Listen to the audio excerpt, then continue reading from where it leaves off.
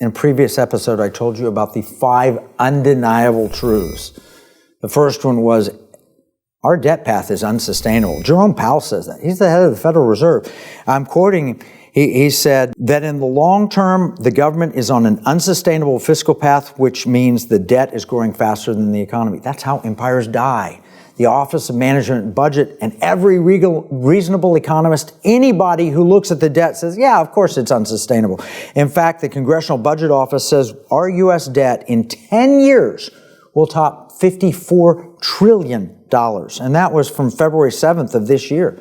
$54 trillion in 10 years. And that may be understating it. Why? Because you could eliminate every federal department, agency, and every federal employee, including the military, and still not be able to balance the budget. Why? Because the interest on our debt, combined with Medicare and Medicaid and Social Security, all that mandatory spending, that's going to add $100 trillion to our deficit over the next 30 years. So we have $35 trillion today. It'll be $135 trillion at minimum in 30 years. And by the way, let me tell you, those projections assume 4% growth and very low interest rates. They're not realistic. Bottom line is we're facing an unsustainable death path.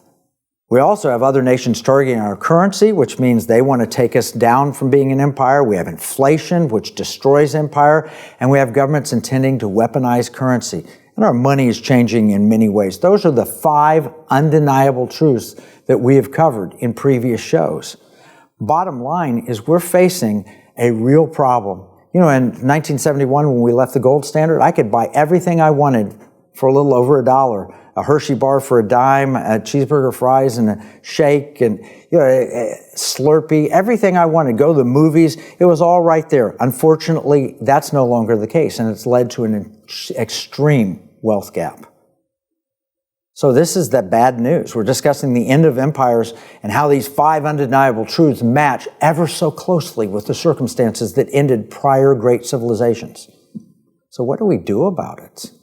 Well, we're going to have to stop the fact that the government plans to address it by weaponizing the currency. You've heard of central bank digital currencies, where it's not your money, it's the government's money that they let you use if they like what you're doing. Think of a parent who gives a credit card to kids, but says it's only useful for this, this, or that. You can't use it for anything else. Now, as a kid, my dad gave me a Texaco card.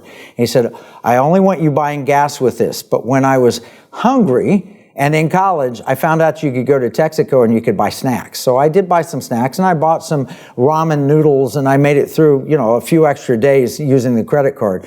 And some entrepreneurial friends of mine would take their dad's gas credit card and they'd fill their friend's gas tank up and take the money from it. Well, this is going to be so completely controlling and so completely parental with central bank digital currency that you won't have a choice. Just imagine it's like your fingerprints on every piece of money that you use. Now, people tell me, hey, look, electronic money, everything I do is electronic. My debit card, my everything I tap to pay, I use my watch and everything. How is that different? It's different is that your fingerprint is on every piece of money. They know everybody who's using it everywhere at all times, and they can turn it on or turn it off if they like what you're doing or not doing. Now, if you want to read about that, look at Executive Order 14067 from President Biden that came out March 9th, 2022. It's 37 pages long. It spends more than half of that on DEI, diversity, equity, inclusion, and climate change, and progressive agenda.